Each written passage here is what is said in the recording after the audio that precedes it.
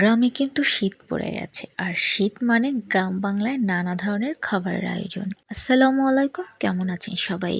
আশা করছি সবাই ভালো আছেন, আমিও ভালো আছি আলহামদুলিল্লাহ। আজকে রান্না করব খুদের ভাত আর সাথে কয়েক রকমের ভর্তা।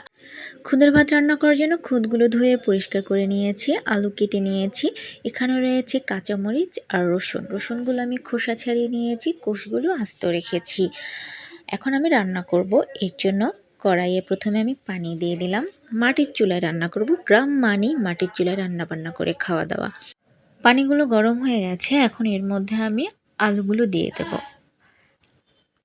আলুগুলো কিছুক্ষণ সময় জাল করে নেওয়ার পরে এর মধ্যে আমি খুদগুলো দিয়ে দেব। খুদগুলো দেওয়া হয়ে গেছে, এখন আমি সুন্দর করে মিশিয়ে দেব। শীতের সকালবেলা এরকম গরম গরম খুদের ভাত আর ভর্তা খেতে কিন্তু অনেক ভালো লাগে, আর আমরা গ্রাম অঞ্চলের মানুষ এসব খাবার বেশি খেয়ে থাকি। আমার মতো কার কার খুদের ভাত আর ভর্তা পছন্দ, সবাই কিন্তু অবশ্যই আমাকে কমেন্টস করে জানাবেন। তো এখন এর মধ্যে আমি সেই রসুনের কোষগুলো আর আস্ত কিছু কাঁচামরিচ দিয়ে দিলাম, আর এটা দেওয়ার পরেও নেড়ে একটু মিশিয়ে নেব। আর এখন ঢেকে দেব, ঢেকে আমি যাব লাউ শাকের পাতা কাটার জন্য, কারণ খুদের ভাতের সাথে লাউ শাকের পাতা ভর্তাটা কিন্তু বেশ জমে যায়। তো আমাদের গাছ থেকে একদম তরতাজা লাউ শাক পাতা আমি কেটে নিচ্ছি। এই যে আমি অনেকগুলো কিন্তু পাতা কেটে নিয়েছি, এখন এগুলো সুন্দরভাবে কেটে ধুয়ে পরিষ্কার করে নেব। আর এখন আমি চেক করে নেব আমার খুদের ভাতের কী অবস্থা। ঢাকনা তুলে নিলাম, খুব সুন্দর একটা স্মেল আসছে। আর এখন আমি নেড়ে দিলাম, ঝরঝরা হয়েছে, পানিটা শুকিয়ে গেছে। এখন এই অবস্থায় আমি একদম হালকা আঁচে বেশ কিছুক্ষণ ঢেকে রাখবো। 10 মিনিটের মতো ঢাকার পরে ঝরঝরে খুদের ভাত রেডি হয়ে গেছে। অনেক সুন্দর হয়েছে কিন্তু আমার খুদের ভাতটা। ভর্তা করার জন্য সব কিছু এখন আমি রেডি করে নেব। ভর্তা মানেই ঝাল ঝাল, আর ভর্তার জন্য শুকনো মরিচ কিন্তু খুবই জরুরি।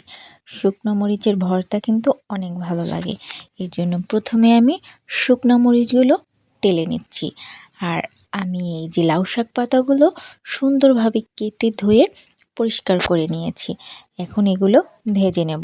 এর জন্য কড়াইয়ে একটু তেল দিয়ে দিলাম, তেল গরম হয়েছে, এখন আমি শাকগুলো দিয়ে দেব। আর শাকগুলো কিছুক্ষণ ভেজে নেব।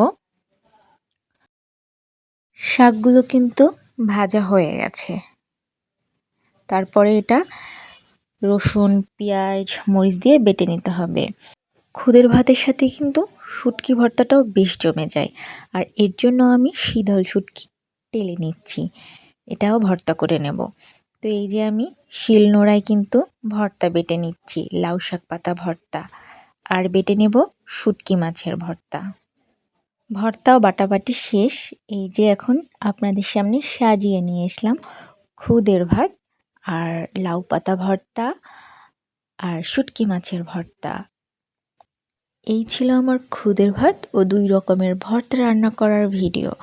কেমন হলো সবাই কিন্তু অবশ্যই কমেন্টস করে জানাবেন। আর আমার ভিডিও যদি ভালো লেগে থাকে তাহলে অবশ্যই আমার চ্যানেলটি সাবস্ক্রাইব করে দেবেন। সবাই আমার পাশে থাকবেন, ভালো থাকবেন। আল্লাহ হাফেজ।